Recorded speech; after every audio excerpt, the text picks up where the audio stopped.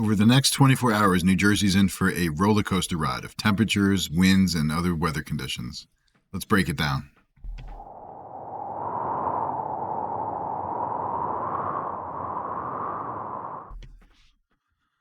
All right, so here's the current radar on the Zone Watch app. I'll put a link to the Zone Watch app in the description. But basically, we have a low that is somewhere near Chicago, give or take. Then, as the Norwegian cyclone model illustrates here, you have basically a warm front that runs this way. You have a cold front here, and you have another front up here. So, air moves in this way in that sector. Air moves up here in the warm sector, and in the cold sector, it moves down this way. So you have that general cyclonic flow and the nature of the Norwegian cyclone model in the northern hemisphere. And this low is going to continue tracking, up into basically southeast Canada, and this swirling air is going to follow that this way. And this low is expected to hit 980 millibars or below by the time it gets up in this region. So it's really going to grab hold of the atmosphere and spin a lot of air. And one of the reasons why we're going to experience windy conditions tomorrow. So let's look at some model guidance. These are the current temperatures.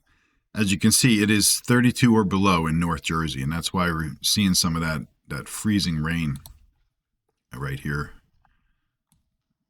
Zoom in on that a little bit. So here you have your freezing rain that's moving through as expected today. Not snow, not sleet, just freezing rain. It's a very deep layer of warm air, which I'll show you in a minute on the models. It might start at 700 millibars as a snowflake, but it falls through enough air to melt completely into a liquid raindrop. And then by the time it hits the lower levels on the surface, it does not have enough time to refreeze. So it hits the ground or it hits the surface as a liquid drop of rain, and then it freezes because the surface is below freezing. So that is the nature of freezing rain. You'll see it represented as ZR by the National Weather Service and other meteorologists. But back to the guidance. Again, we're at freezing or below up here. South Jersey is just above freezing, all the way up to about 40 in Cape May County, right along the immediate coast. So it's going to be a little bit anomalous over the next 24 hours as far as temperatures go, right? Typically, we peak with our max temperature in the early afternoon around 1 or 2 p.m. in the winter, around 2 or 3, sometimes 4 p.m. in the summer when the sun's higher. That's not going to be the case here. We're actually going to increase our temperatures as we go overnight. So, this is now, I'm going to about midnight here. Notice the increase between now and midnight, and then as we head into the morning, it increases even further. This looks like it's about the warmest point, with some of South Jersey getting into the mid-50s. I wouldn't rule out near 60, especially down in Cape May tomorrow morning. This is going to be like mid to late morning, between 9 a.m. and 11 a.m. is going to be your warmest part of the day, not 1 to 3 p.m. And that's because of that warm sector flow that's being synoptically driven in from the south. So that's the warmest part of our day, about 9 to 11. And then obviously you can see that cold front coming through. That cold front's going to push some rain through and come through. And by tomorrow night, the whole state's back into the 20s. So it's going to be quite the difference between about 9 or 10 a.m. tomorrow and 9 or 10 p.m. Some people might drop as much as, 20, 25 degrees or so. So a little bit bizarre, it's not going to be a typical diurnal temperature cycle. When I say diurnal, that just means solar-driven heat. That the day reaches its highest temperature around noon or just after in a typical diurnal cycle. This is not diurnal. This is synoptically driven. We're going to be our warmest in the morning, not in the afternoon. Now, this is the temperature at 850 millibars, about 5,000 feet up. And that's right now. You see how far that is? I mean, that's up in, I don't even know what color to use here, honestly, so that you could see it. But this is the line of freezing up here, way to the north of New Jersey. So that's why you have that really deep layer of warmth aloft. despite temperatures being, below at or below freezing in this area right here. So no chance of snow with this tonight. Let's go over to winds. And these are wind gusts. Let me go to regular wind speed so you can see wind direction. So, right now the winds are out of the south. You can see these streamlines pointing from south to north. And it's going to stay that way in the warm sector. And it's going to ramp up until you see those west winds coming across. You see here the lines are running west to east. That's behind the cold front. Winds running south to north ahead of the cold front. So this is when it comes through tomorrow, which looks like anywhere between 11 a.m. and 1 p.m. or so tomorrow. So let's just call it noonish, give or take an hour. That's when the cold front's going to come through tomorrow, pushing a little bit of rain ahead of it. We'll look at some future simulated radar in a minute, but that's a general gist of the wind direction and sustained speeds. If we look at gusts, and this is the NAM, it's usually a little bit overdone. I don't think we're going to be seeing wind gusts 40 to 50 miles an hour out of the south. Probably more of like a 30, 35, maybe 40 out of the south ahead of that front. The south winds ahead of this front are going to more or less just be like some stiff flow. And then once the front gets through, then we're looking at, 35 to 40. NAM's a little bit better on behind the cold front on the winds. And I do think that statewide we'll be seeing gusts of 30 to 40 tomorrow once that cold front's through. So in addition to dropping, 20, 25 degrees Fahrenheit between morning and evening tomorrow, you're also going to have the wind chill factor, making it feel like it's probably more of a 30-degree drop. So 2 different planets of temperature tomorrow between morning and evening. So we can look at some future simulated radar now. Here is our freezing rain moving through North Jersey. It's pretty dry to the south of that freezing rain zone. A couple sprinkles here in central and south Jersey, but really not much. So the freezing rain moves through with our warm front. And then here's early tomorrow into tomorrow morning. We're in the warm sector. That's when everyone's 50 degrees. We have our cold front pushing this linear, squall through. And that's going to be a rather brief period of rain probably tomorrow. By the time we get to about 8 a.m. to 10 a.m., that rain just ahead of the cold front is going to fall. Winds will pick up, and then the cold front pushes through. And then you actually have some streamers, some lake effect streamers that might make it into northwest Jersey later tomorrow once that west-northwest flow is well established. And we're pretty much going to stay cold then to close out the year. We go into the new year, we close on 2 very cold days. So the warmth that is going to occur between tonight and tomorrow morning is very transient, short-lived. So that's the next 24 hours or so.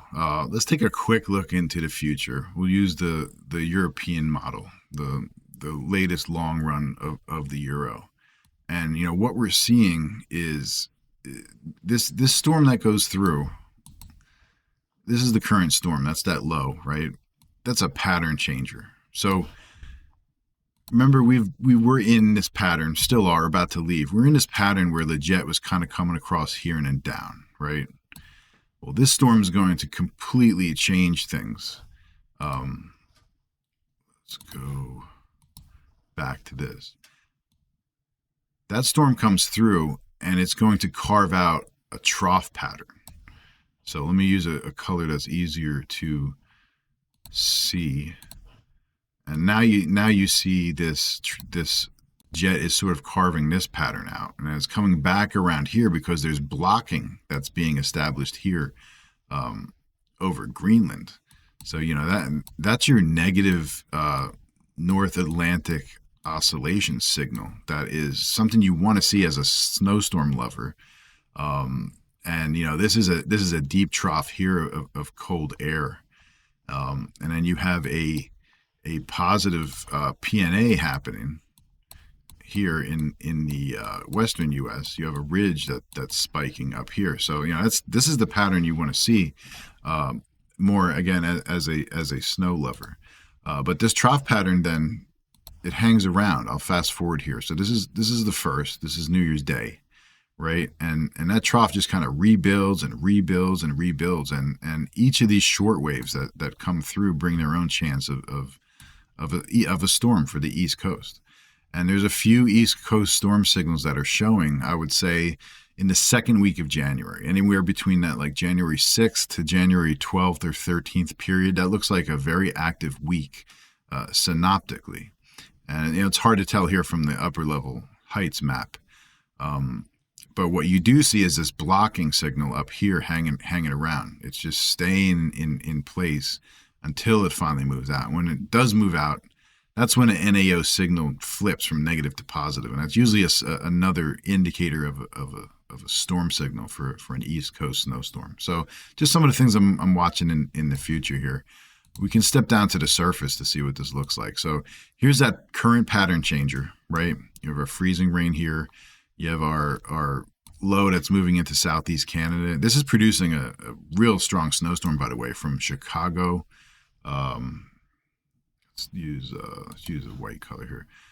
From like Chicago up through Canada. This area here is definitely seeing a solid snowstorm here from that low, way to the north and west of Jersey. So for Jersey, you can see our it's a freezing rain tonight, warm sector tomorrow. Our cold front comes through, and then this is the next chance of snow, I would say, and it's very weak. I'll go back and zoom in on this in a minute, but let's go forward to that January 6th to the 12th period. On the 4th, there's a little southern stream system that's probably going to just slide on by. We'll watch that in case it comes north. But here's what's going on the 6th when that blocking is the strongest. Right now, it's a double barrel low signature there. This is going to change every run for the next week, right? But that's our first storm signal on the 6th. Here's another one on the 9th. See, it's hitting on this one. That's Friday, January 9th. Take this with a grain of salt. All this stuff is going to change rapidly. But the general idea is that the atmosphere likes the idea of an East Coast storm in that like January 6th to 12th period, I would say. And as we get closer to that, the energy will probably hone in on a more specific day or two. But from now, it's a very, very long range storm signal that us snow lovers will be tracking, especially in Kaboom Club. Beyond that, it's pretty uncertain. Once you get beyond January 12th, who knows at that point? You got to take every 7 days at a time almost. But yeah, so that's what's happening right now. Again, we have our current freezing rain. We have a very synoptic driven situation happening here. Tomorrow morning will be very warm. This front here, it won't be that convective looking. It'll be a little bit more scattered, but for the most part, it'll be a brief period of rain mid to late morning tomorrow morning before that cold front comes through and things become very windy and very cold for tomorrow night and to close out the year. So I will check in a little bit later tonight, maybe, or early tomorrow morning to see how warm we are, I guess. But, other than that, everybody have a great night and please be safe.